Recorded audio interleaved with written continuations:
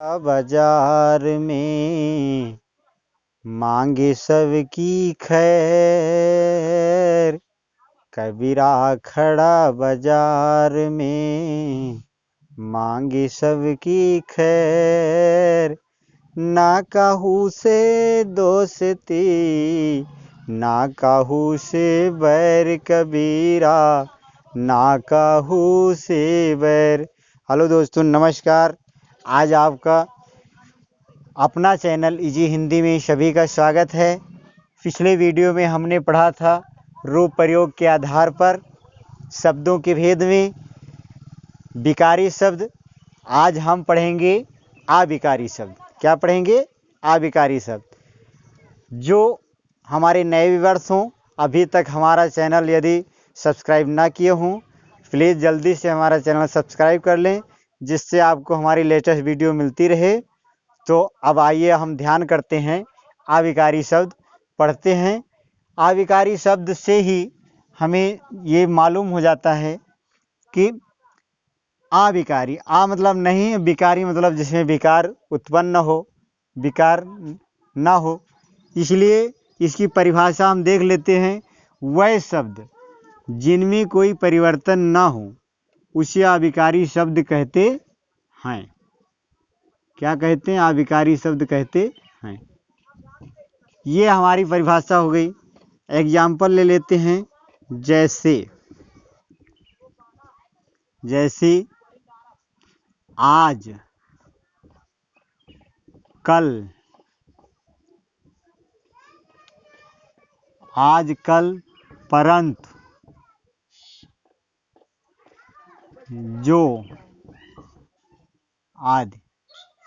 अर्थात अब हम एग्जाम्पल के तौर पे समझ लिए कि जैसे आज हमारा या कल है तो ये कल ही रहेगा, या आज का आज ही रहेगा, परंतु का परंतु ही रहेगा। इसमें कोई फेर बदल नहीं किया जा सकता, अर्थात इसमें कोई चेंजिंग नहीं हो सकती। इसलिए जो है इन शब्दों को हम अविकारी शब्द कहेंगे। अब आप समझ गए होंगे कि अविकारी शब्द किसे कहते हैं। एग्जाम्पल के तौर पे अब हम एक नोट पढ़ लेते हैं। क्या पढ़ते हैं? नोट ये है कि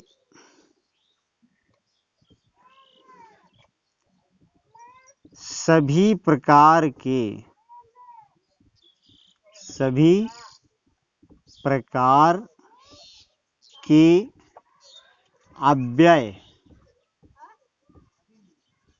अव्यय शब्द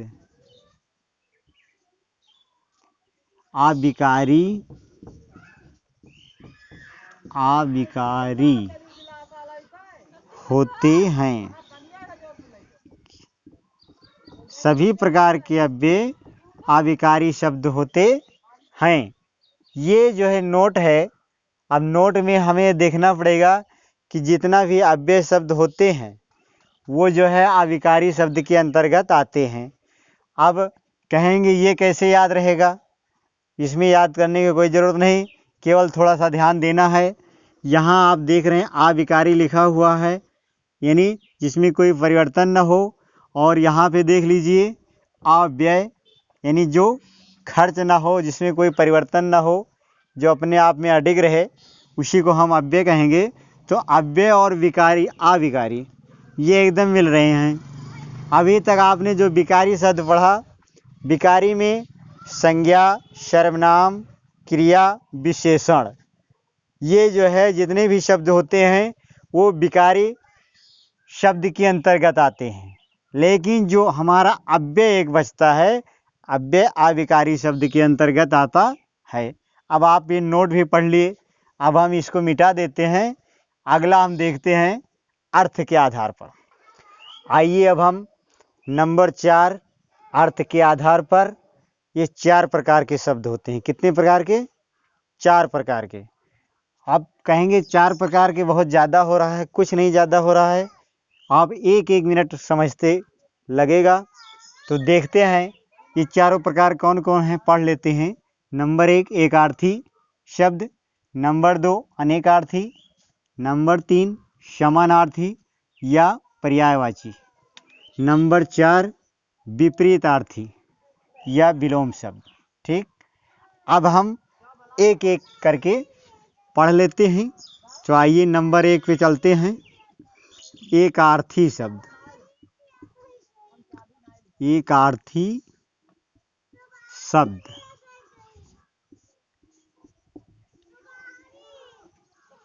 एकार्थी शब्द से जाहिर होता है एक अर्थ वाले। तो इसकी परिभाषा भी ऐसे बना लीजिए, जिन शब्दों के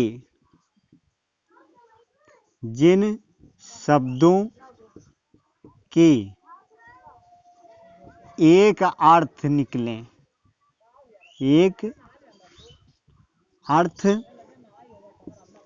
निकले, उन्हें एकार्थी शब्द कहते हैं। अब आप समझ गए होंगे कि एकार्थी शब्द, इसका मतलब जिन शब्दों के एक अर्थ निकले उन्हें एकार्थी शब्द कहते हैं। जैसे एग्जाम्पल के तौर पे समझ लेते हैं। जैसे गंगा, क्या हो गया? गंगा। दूसरा ले लेते हैं पटना। अगला ले लेते हैं उदाहरण राधा। अगला उदाहरण मोहन आदि। इसी प्रकार से और भी हो सकते हैं। यानी अब इसमें देख लीजिए, अगर परीक्षाओं में पूछा जाएगा तो इससे लिखा रहेगा कि गंगा शब्द एकार्थी है कि अनेकार्थी।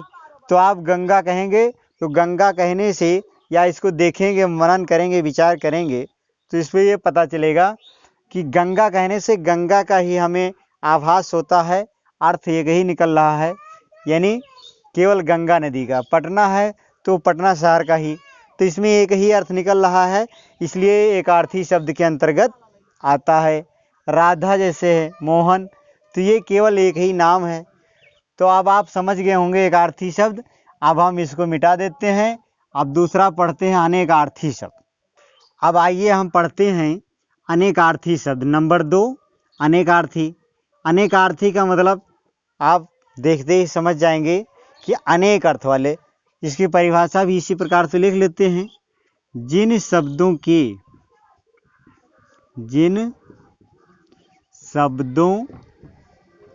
के अनेक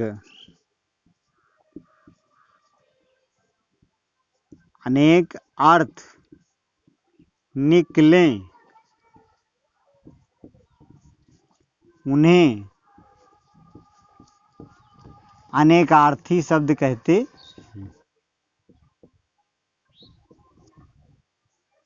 अनेकार्थी शब्द कहते हैं। अब ये परिभाषा हो गई हमारी। अब एग्जाम्पल के तौर पे समझ लेते हैं किस प्रकार के अनेकार्थी शब्द आते हैं। जैसे यहाँ लिख लेते हैं शब्द और यहाँ लिख लेते हैं अर्थ। ठीक, शब्द हम ले लेते हैं एग्जाम्पल के तौर पे, जैसे हार। ठीक, क्या है? हार। हार का अर्थ निकाल लीजिए। तो एक अर्थ तो होता है गले की माला। क्या होता है? गले की माला। और दूसरा शब्द होता है हार का मतलब पराजय, यानी हार जाना। जैसे कबड्डी खेलते हैं, हार जाते हैं, और एक कहते हैं हार लाइए गले के हार, यानी दो अर्थ यहाँ निकला। तो ये हार शब्द जो है अनेकार्थी शब्द के अंतर्गत आएगा। अगला शब्द, अब ये देखिए, अभी आपने देखा पहला उदाहरण हार, इसका दो अर्थ निकला। पहला अर्थ गले की माला और दूसरा अर्थ पराजय।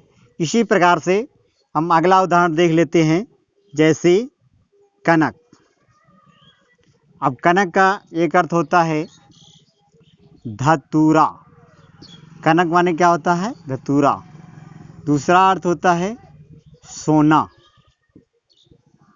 ठीक, अब जहाँ पे इस प्रकार से शब्द आएंगे वहाँ हम समझ जाएंगे कनक शब्द जो है अनेकार्थी शब्द के अंतर्गत आता है।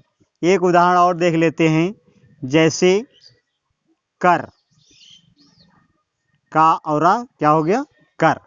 अब कर का अर्थ हम देख लेते हैं, एक तो हो जाएगा हाथ और दूसरा हो सकता है टैक्स। क्या हो जाएगा टैक्स। अब ये देख लीजिए कर का भी यहाँ दो अर्थ हो रहा है, इसलिए ये कर शब्द जो है अनेकार्थी शब्द के अंतर्गत आता है। अब आप अनेकार्थी शब्द समझ गए होंगे।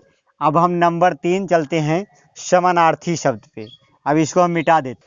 अब ये देखिए नंबर 3 समानार्थी या पर्यायवाची शब्द। अब हम इसको समझ लेते हैं। समानार्थी का मतलब समान अर्थ वाले, पर्यायवाची का मतलब एक ही जैसे, एक ही जैसे। तो आप ये समझ गए होंगे इस परिभाषा की कोई ज़रूरत नहीं है, या लिखना चाहें लिख लें, जिन शब्दों वह शब्द जिनके जिनके समान अर्थ निकलें, समान अर्थ निकलें या एक ही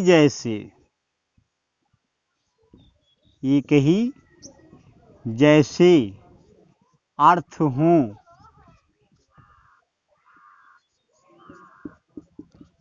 उन्हें समानार्थी या पर्यायवाची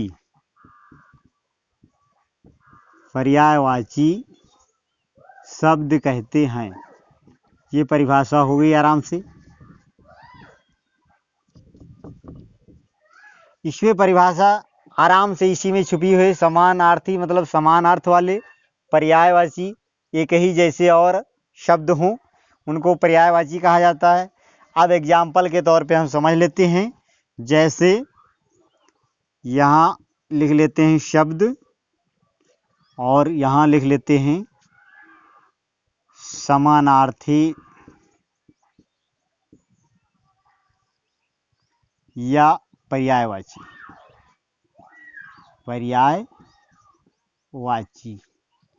अब इसमें ले लेते हैं जैसे आकाश। आकाश का पर्यायवाची नभ होता है, और क्या होता है गगन होता है, ठीक, और क्या होता है आसमान, और क्या होता है व्योम। इसी प्रकार से और भी हो सकते हैं, लेकिन हमें पर्यायवाची में 2-3 जानना जरूरी है। अब हम अगला उदाहरण देखते हैं। अब ये हमारा उदाहरण आकाश वाला जो है समझ लीजिए, इसे नभ, गगन, आसमान, व्योम, ये हमारे जो भी शब्द हैं एक ही अर्थ निकाल रहे हैं, अर्थात इन्हें समानार्थी शब्द या पर्यायवाची शब्द बोलेंगे। ठीक, अगला उदाहरण समझ लेते हैं, जैसे सूर्य। सूर्य का पर्यायवाची रवि, दिन, भास्कर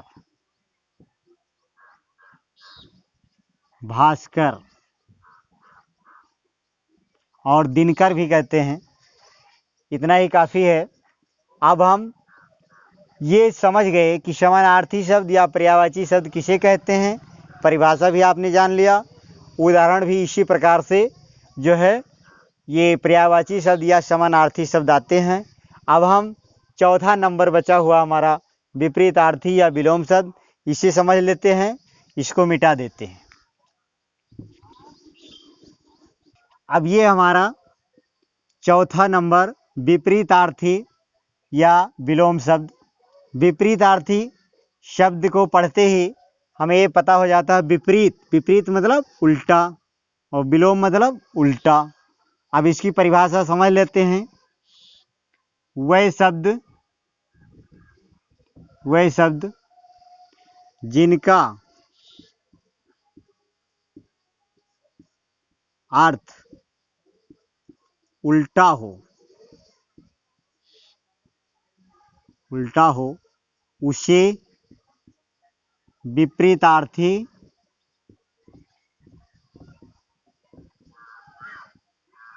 या विलोम शब्द कहते हैं। ये हमारी परिभाषा हो गई। अब उदाहरण के तौर पे समझ लेते हैं। यहाँ हो गया आपका शब्द, यहाँ पे हो गया आपका विलोम। ठीक, जैसे यहाँ जो है हो गया आज, तो आज का विपरीत क्या हो जाएगा? कल। जैसे अगला उदाहरण यहाँ हो गया दिन, तो दिन का उल्टा क्या हो जाएगा?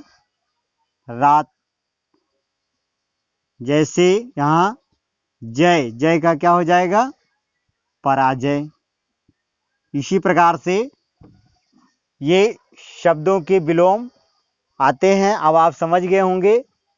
अब जो है अर्थ के आधार पर आपने ये पढ़ लिया। अब हम होमवर्क देंगे, आप लोग अपने मन से करेंगे।